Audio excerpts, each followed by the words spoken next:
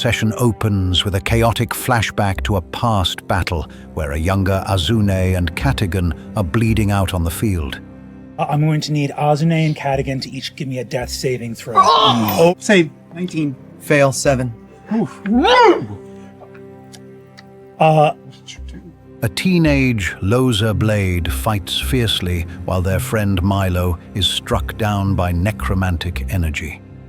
The 15-year-old Azune recalls being overwhelmed by the noise and smell of blood before being struck down, while Kattigan is grievously wounded across his upper body. In the flashback, Teor rushes to triage his fallen comrades, guided by a dwarven medic named Norma. Norma turns to you and says, "Remember, look at him! Gut bad! Limbs, they can stay!" He successfully staunches Kattigan's bleeding, stabilizing him.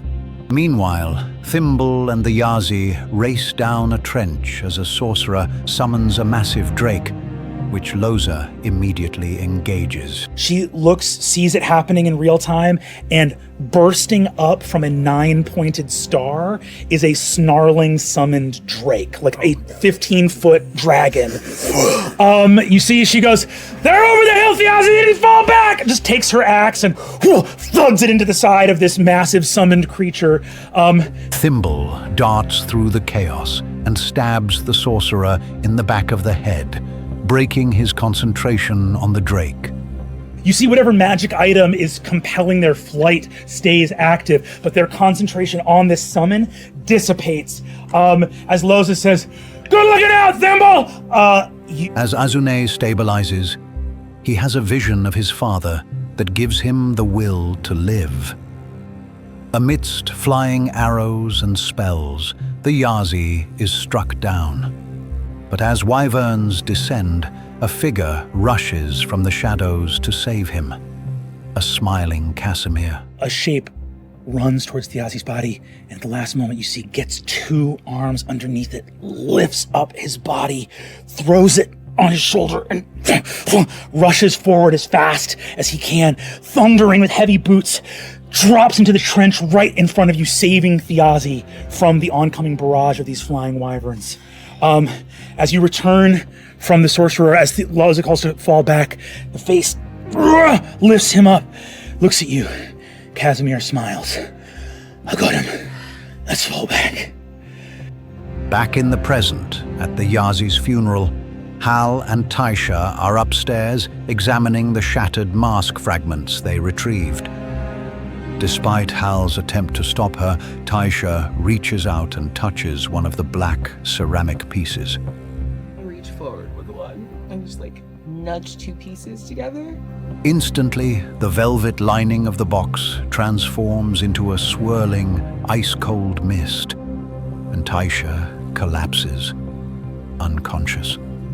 The mist spirals down, spreading as the velvet magically transmutes into mist, swirling down, down, down as the fragments instantaneously fall in until every velvet or lining of this box is instead thick, ice-cold mist. And amongst the fragments that disappear and the fabric, the other thing that disappears in this moment is your consciousness as you collapse to the ground.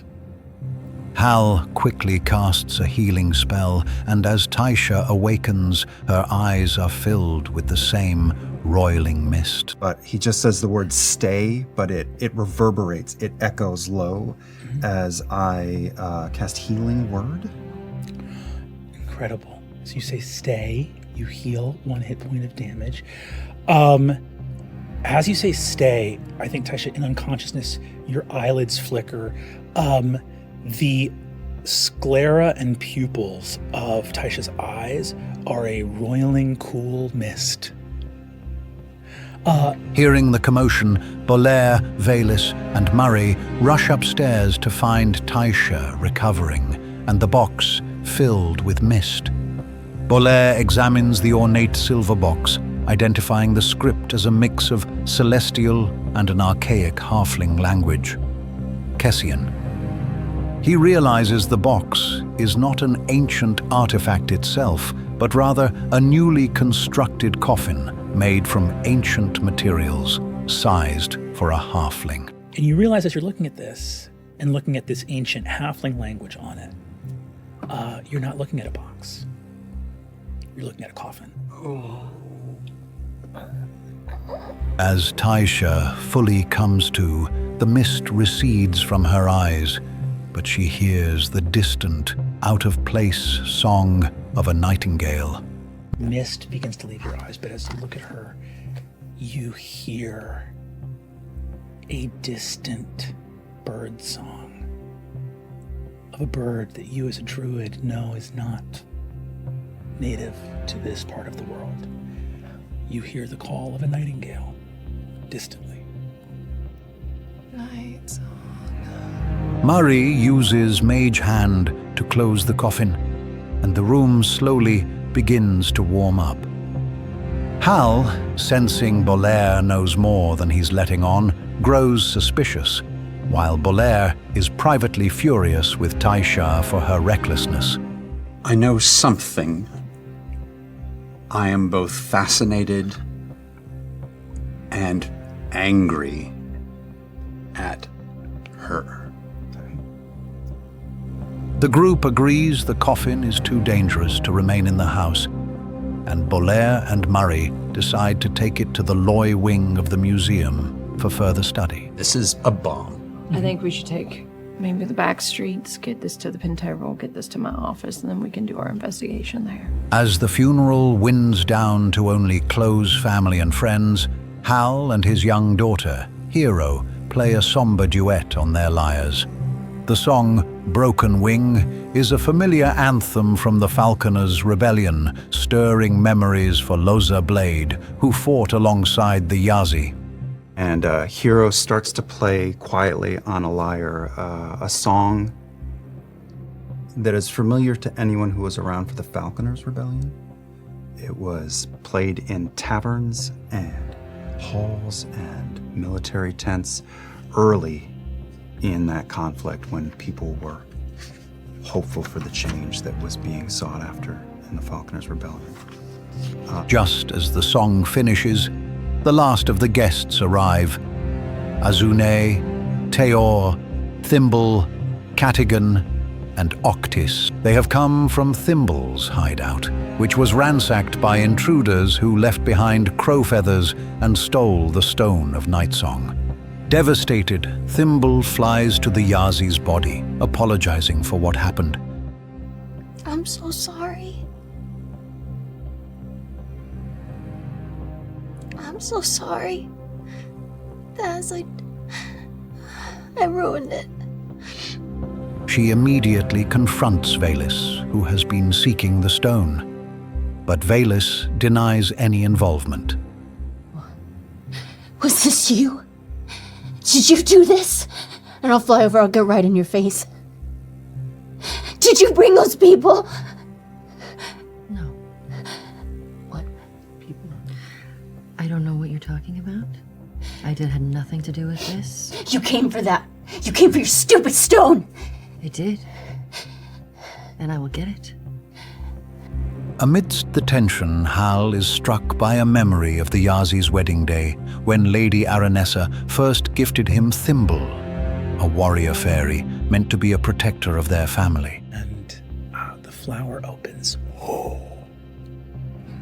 And with that ring on a little table beside Thimble for the very first time in the mortal world, looking much different than she does today, appeared in that moment as the Yazi looks down at you and goes, "Hi." Remembering a magical ping from the failed rescue attempt, Azune searches the Yazi's body. He discovers the magical glyph they had given. The Yazi was swapped for a forgery, a cheap piece of ceramic enchanted with a powerful illusion designed to fool magical detection. This is an extremely well-constructed forgery. What you notice is the physical craft of this is careless. The magical craft of it is very careful, almost like someone knew there would be no safe way to actually visibly see the object. The group realizes their plan was sabotaged from the inside. suspicion falls on two unaccounted-for members of their crew, Teor's brother, Sid Pridesire, and Casimir, a known member of the Crow Keepers. Somebody did betray us, and I have a hunch there's only two people in our group that are unaccounted for, Sid and Casimir. As the group plans their next move, Velis reveals that her informant who led her to the Yazi's home was Bolaire. Someone who did let me in the city. His name is Bolaire.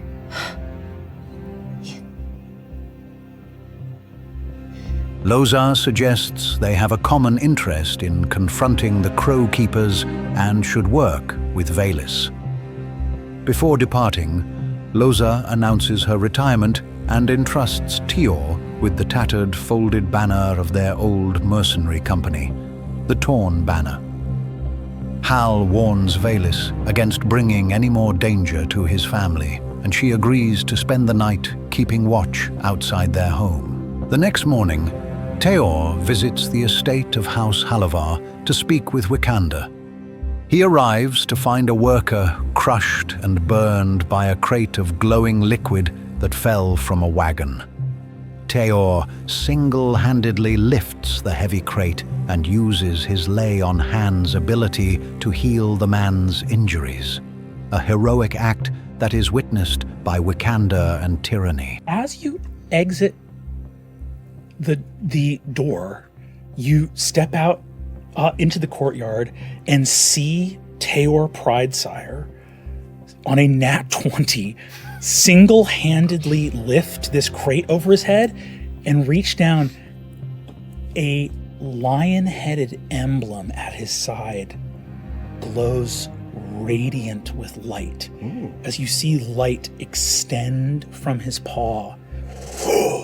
And you watch this man heal an injured guard here in the courtyard. Inside, Teor learns that House Halavar fought against his mercenary company, the Torn Banner, during the Falconers' Rebellion. Despite this, Wicander's grandmother, the Photarch Vanessa, is impressed by Teor's power and offers him a position providing security for the house. I think bolstering of house security may be prudent. After Teor is escorted away, Vanessa reveals to a shocked Wicander that the Yazi's execution was a political necessity to maintain their alliance with the powerful Taconis family. The Yazi had to die because the Taconis wanted him to die, and right now, we need them close. She tells him it is time for him to learn the true source of their family's power. It's time for you to know the truth. Wicander and Tyranny are led deep beneath the estate to a secret, cathedral-like chamber containing a massive, 40-foot-tall sarcophagus. His father, Goddard, removes his blindfold, unleashing beams of light from his eyes that cause the sarcophagus to open. Takes it off. Beams of light emerge unbidden from his lidless eyes as two beams of light funnel into the base of the prismatic retort. Inside is not a tomb, but an iron maiden imprisoning a massive, featherless, feral angel. As rows and rows of unpointed teeth within its mouth gnash furiously, it blasts forth bilious, gleaming blood over its shining body. The creature is chained and impaled with taps that drain its glowing blood, the very same filament that powers the house's magic, as Vanessa reveals the horrifying truth. Wiki, I'd like you to meet your grandfather. Meanwhile, Bolaire and Murray work through the night at the museum, discovering the coffin is a new construction made of ancient parts, fossilized wood from the wastes where the goddess Salandri died, and silver plates from a halfling temple. They learn the coffin is named for Olbalad, a halfling psychopomp, an angel of death, who, like all celestials, went feral after the gods were killed in the Shaper's War. Opening the box, they find the mist within is a bottomless void that consumes a tool Bolaire drops inside. The end of your tool has exited into the mist to the point where it should be pushing out the other side of the coffin, and it is not. As morning arrives, Murray heads to the Penteveral, the Wizarding College, only to learn that Dean Tallbarrel has been forced to resign by the Sundered Houses. It's a letter affirming the decision from the Revolutionary Council to accept the advisement from the Chamber of Lords to revoke the license to cast arcane magic on student grounds here. And they're not going to do it if I resign. While they are talking, Octis's father, Lord Primus Taconis, arrives at the Dean's office, looking for his son. The door darkens, and a tall, grave figure, sallow skin, enters. The Lord Primus Taconis. I'm looking for my son. I believe he studies at this place. At the same time, Thimble, a disguised Octis, and Kattigan arrive at the guard tower, a tavern known as a Crow Keeper's Haunt, to find Casimir. When Thimble asks for him, their questions are met with hostility, and they are immediately ambushed. Hell yeah! Thimble, these people are not creative, and as many times before, you hear the whistling right behind you of someone with a burlap sack. The party is now scattered and facing threats on multiple fronts as the city's factions begin to close in. With Wicander discovering the monstrous secret of his family's power and the rest of the group targeted by both the Crow Keepers and the Sundered Houses, the conspiracy behind the Yazi's death proves to be deeper and more dangerous than they imagined.